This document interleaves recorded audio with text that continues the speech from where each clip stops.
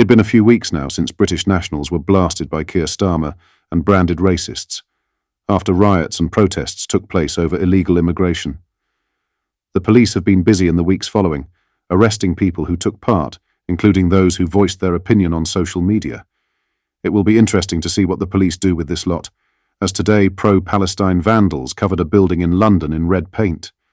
Let's get into it, but first hit the like and subscribe button for more. Pro-Palestine protesters have daubed an office building in central London with red paint once again, as tensions over UK-Israeli weapons sales come to a boil. Just as commuters were heading to work on Tuesday morning, activists on the Strand sprayed red paint over the offices of APCO Worldwide, a communications company linked to Israeli weapons firm Elbit Systems.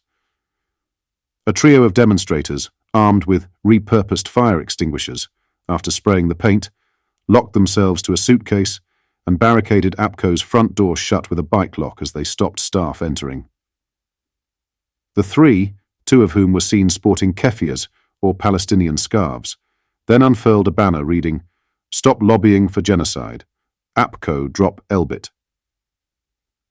In a statement released just after 10 a.m., Palestine Action confirmed its activists had struck earlier in the morning, and the group launched into a lengthy explanation as to why it had targeted APCO.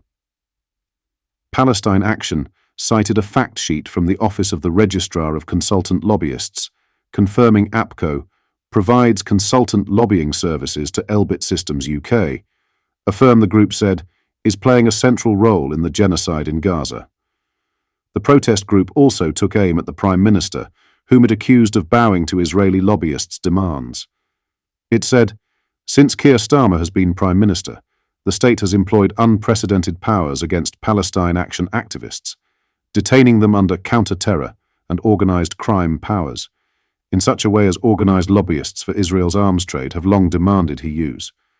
In further footage posted online of the protest, the trio of activists can then be seen being detained by police outside APCO's front doors. The Metropolitan Police said that officers attended to discover that a building had been damaged with paint.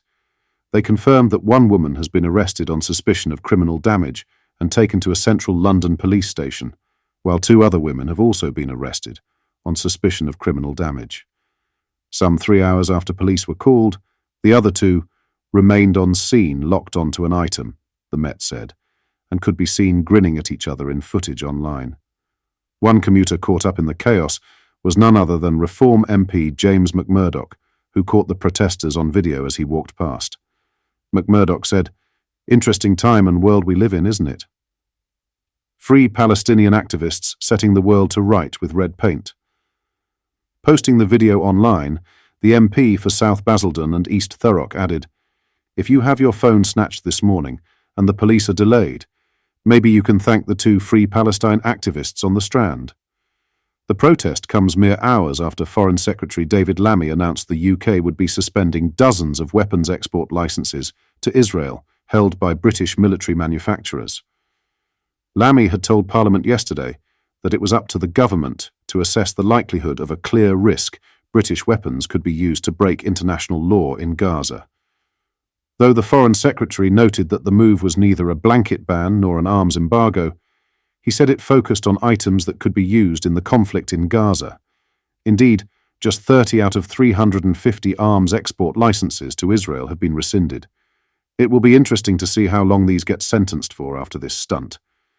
However, something in me believes they will be let out. A classic case of a two-tier society. Let's watch this space. If someone who voices their option on Facebook gets 3 years, these should get a lot longer. What's your thoughts on this? Let me know in the comments. In other news, at least 10 migrants are thought to be dead after a boat carrying them capsized while trying to cross the English Channel, a French Coast Guard spokesman has said. A major operation is underway to rescue more than 50 people, with earlier Coast Guard reports putting the number of those in a critical condition at more than 10. Emergency services were deployed at approximately 11:30 a.m. local time after the vessel flipped off the coast of Le Portel, on the outskirts of Boulogne-sur-Mer on France's north coast. Those on board are understood to have entered the water in the channel after it got into difficulty off Cap Grinet to the north of Le Portel earlier this morning. Local media reported that several people had suffered a cardiac arrest as a result of the incident, while harbours and beaches nearby have been locked down as emergency services flocked to the scene. The mayor of Le Portel, Olivier Barbarin, has shut beaches at the town's hoverport to allow emergency helicopters to land nearby. And France's Interior Minister, Gérald Darmanin, is set to be making an appearance on the site later this afternoon, according to French broadcaster CNews. The shocking capsize follows the news that some 7,000 small boat migrants have successfully crossed the English Channel since Labour's election victory at the start of July. The milestone was reached after 150 migrants made their way to Britain in just one morning on August 28th. It marked a spike in arrivals after a spate of poor weather prevented smugglers in France from launching the small vessels off the country's coast for over a week. In other news, Meghan Markle is excited to launch her new brand amid her upcoming Netflix series, it has been claimed. The Duchess of Sussex, 43, couldn't be more excited about American Riviera Orchard, sources have claimed, as they revealed she is likely to launch the lifestyle brand next year. The mother of two, who stepped back from royal duties in 2020 before moving to California with Prince Harry, has been teasing the launch of American Riviera Orchard for months. She first created an Instagram page for the label in March 2024, with excited fans signing up for updates on the brand's official website. In the months that followed, the royal began to promote the products that customers might expect from her new project. A-list members of the Sussexes circle were sent hampers of ARO jam, with reality star Kris Jenner, actress Mindy Kaling, and model Chrissy Teigen all showing the product on social media. Trademarks were registered, and sources spoke of Meghan's delight at launching a brand which felt aligned with principles close to her heart.